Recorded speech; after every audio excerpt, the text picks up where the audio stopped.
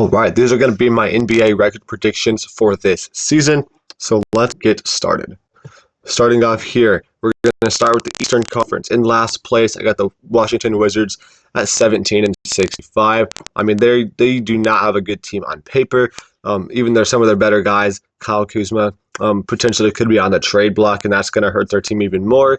They're simply not a very good team. They should go in all in on tank mode and be a favorite to land Cooper Flag here next year. 14, I got the Brooklyn Nets 22 and 60.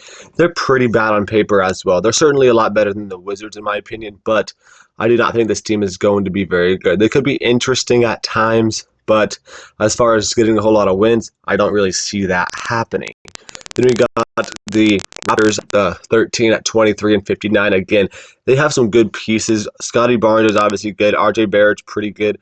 But overall, the roster is not very deep at all. They have a lot of young guys, which is good. A lot of guys like, Grady Dick, they got Ochai Agbaji. They got a few other rookies this year that are going to be impactful for their team. So as long as the young guys, on the Raptors look good this season, that's going to be basically what they're rooting for. I'm not expecting them to get a whole lot of wins. Then we got the Bulls, number 12 at 24 and 58. Again, they're probably not going to be very good. They lost DeMar DeRozan. Nikola Vucevic is getting older. He's just simply not that good. Zach LaVine, hopefully he's better than he was recently, but he was not a very good player last year, considering how good he's been in years before. They lost Alex Caruso for Josh Giddey. I think that's personally a downgrade. I don't think the Bulls are going to be very competitive at all this year, which is actually a good thing for Bulls fans. Number 11, we got the Charlotte Hornets on 30 and 52. I mean, this team should be a lot better on paper from last year as long as LaMelo can stay healthy. I think Brandon Miller is going to be good. They got rookie KJ Simpson and Tidjon Saliun or something like that, however you say it. I think this team is going to be very fun to watch as long as LaMelo is playing, but I don't expect him to be very, very good. But sitting here at 30 wins, I think is good enough in the Eastern Conference to be fighting for a play-in spot. So that's good to see from them. Then at number 10, I will have the Detroit Pistons actually cracking in to the play-ins, only at 32 wins. 32 wins is not a lot, but in this Eastern Conference, I think the bottom half is pretty bad. So 32 wins is enough to get them into a play-in spot. In the West, you probably got to go 35 at least, bare minimum, to maybe get that 10 spot. So being in the Eastern Conference, the Detroit Pistons have a pretty bad record at 32 and 50, which is a very good increase from last year, but that is enough to get them here in the play-in. Then we got number 9, the Atlanta Hawks, 3 and 49. They're going to be worse than they were last year, but I still think they're better than a lot of these Eastern Conference teams, which is not saying a whole lot. Like I just said, they're pretty bad here once you get past the 8th seed in the Eastern Conference. None of these teams are really that good, but the Atlanta Hawks are certainly good enough to still make a play-in spot here in this week East. Number 8, the Orlando Magic, who are 43 and 39. I think they're going to be a little bit better than 500. Their record might not be better than last season, but I do think they're going to be better than last season overall, certainly compared to the Eastern Conference. The 8 through 1, I think, are all really good teams. The 9 through 15, I think, are pretty bad. But the Magic are certainly in that upper half of teams, and they're going to be very, very competitive this season. Number 7, you got Miami Heat at 45 and 37. I mean, they're always finishing around the 42 to 46 win range. They're going to fall into that range once again this year. They got rookie Kel'el Ware, who's going to help them out, I think, a little bit. Terry Rozier being there all year long should be good for them. They're going to be very competitive, obviously, but again, they usually coast in the regular season and then turn it up in the postseason. Number 6, the Pacers, 46 and 36. I believe that was their exact record last year. I could be mistaken, but I don't expect them to have a much different record from last year. They have practically the same core group of guys on their team, so I expect their regular season to be about the same. Number 5, Cleveland Cavaliers at 50 and 32. This team, as long as all their guys are healthy, they're certainly destined to win 50 games. They have practically the exact same team from last year as well. I think Evan Mobley is going to be even better. I hope Darius Garland has a better year than he did last season. And if that happens, this team should easily be able to get, close to this 50 win mark. Number 4, the Philadelphia 76 at 52-30.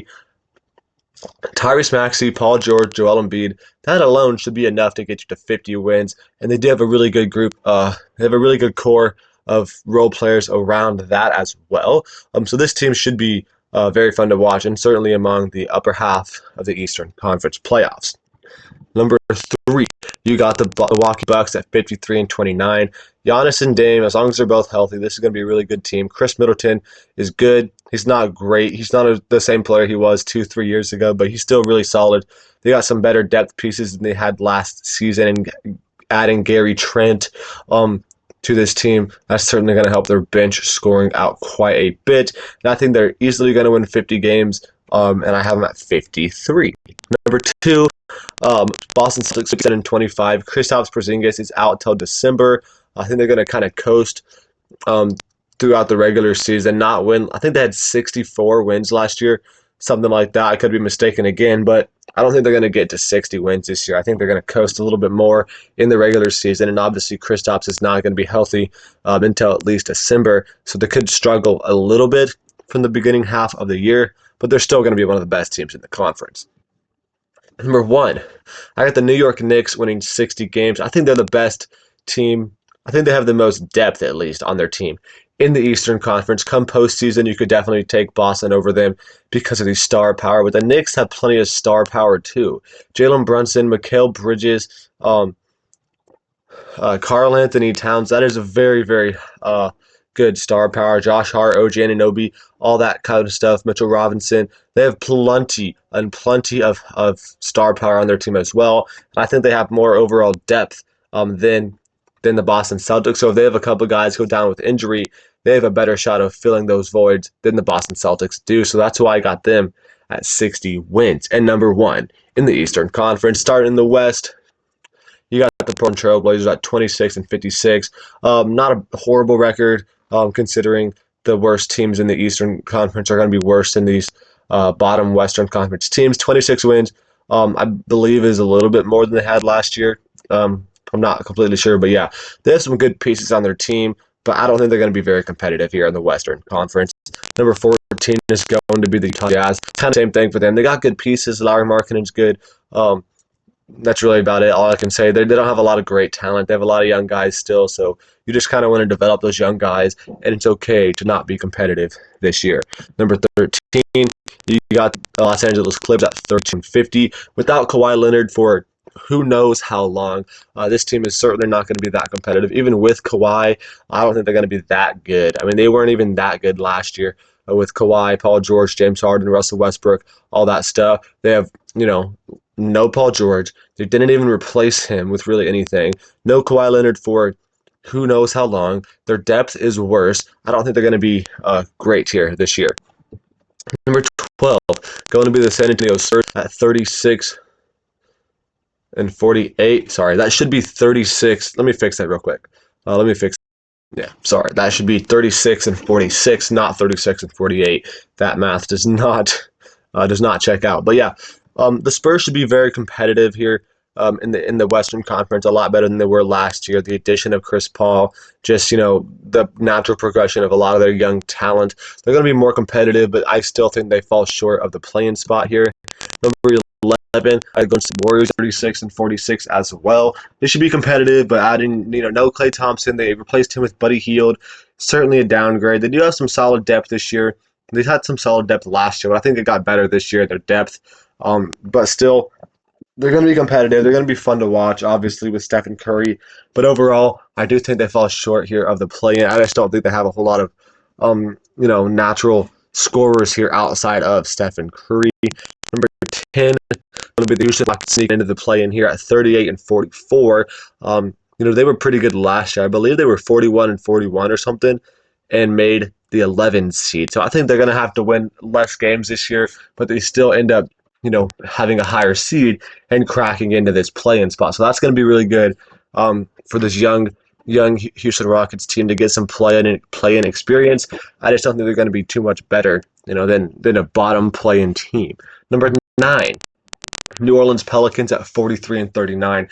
This team was the 8th seed last year. They add DeJounte Murray. They definitely should be a playoff team for sure, and they're going to be here in the play-in with a very good chance of being able to win 2 straight games and make it into the postseason. Number 8 here, we do have Sacramento Kings at 47-35. Like, you see the bottom here teams in the Western Conference, they're going to be so much better than the bottom teams in the East. So this 47-win Sacramento team, I think, is a really, really good team. In the Eastern Conference, they might win 50-plus games just because, they would have an easier schedule kind of than they would being a Western Conference team.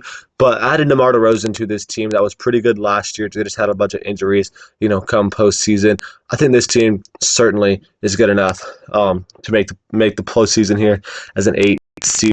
Number 7, the Los Angeles Lakers, kind of the same boat, 47-35. They were a play-in team last year. They didn't really add anybody, but they didn't really lose anybody as well.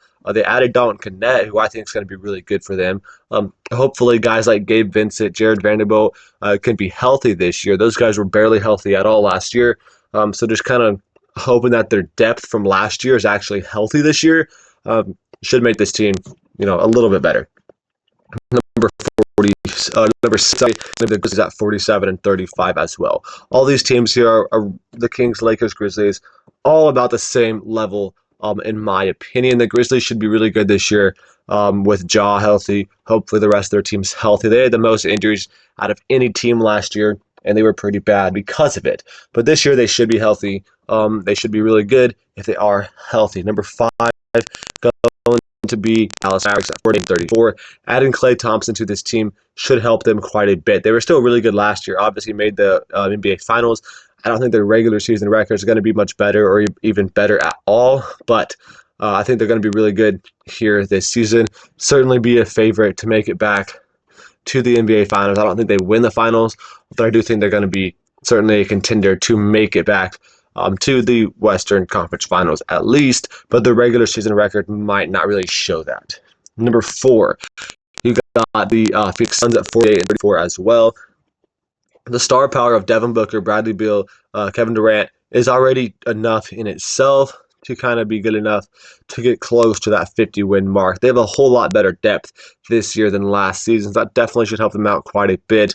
Still have some defensive concerns, but overall, this team is going to be good enough, I think, in the regular season to get at least 48 wins, which really isn't that much to be a 4 seed. Number 3 is going to be the Minnesota Timberwolves at 52-30. I think they had 54, 55 wins last year. They might be slightly worse than that in the regular season, but they're still going to be a really, really good team. Anthony Edwards, obviously a dog. They traded Cat for Dante DiVincenzo and Julius Randle. Got Rob Dillingham this year. They're going to be really good, in my opinion. They could have a little bit of issues here in the regular season, but still think a top 3 seed in the Western Conference is almost a lock for them this year. Number 2, for Nuggets at 54-28. Again, this team is mostly the same it was last year. They have a couple of different depth pieces, adding Russell Westbrook. Losing KCP obviously is going to hurt them a little bit. But overall, I still think this team is really, really good. Jokic, Jamal Murray, Michael Porter is good enough to get them, 50-plus wins at least with a little bit of a better core than they had last year. I think they certainly are a contender here for the number 1 seed in the Western Conference. They just fall just short, in my opinion. And then number 1 is going to be the Oklahoma City Thunder at 61-21. I think they're going to be the best team in the league on paper, for sure, and that's going to help them in the regular season. They should be a dominant regular season team. 60-plus wins should be very, very doable. They have like 10 or 11 guys that are really, really good, in my opinion. This team should have no trouble being the number 1 seed in the Western Conference. So looking at that, we're going to go into my playoff seedings here. So the Thunder 1, Nuggets 2, Timberwolves 3, Suns 4, Mavs 5, Grizzlies 6. And in the play-in teams, you got the Lakers, Kings, Pelicans, and Rockets. In the East, you got the Knicks 1, Celtics 2, Bucks 3, Sixers 4, Cavs 5, Pacers 6. And the play-in teams there, you got the Heat, Magic, Hawks, and the Pistons sneak into a play-in team this year with only like 32 wins. Yeah, but that is going to be it for the video. Thank you for watching. Make sure to check back later this week. I have a bunch of content coming out.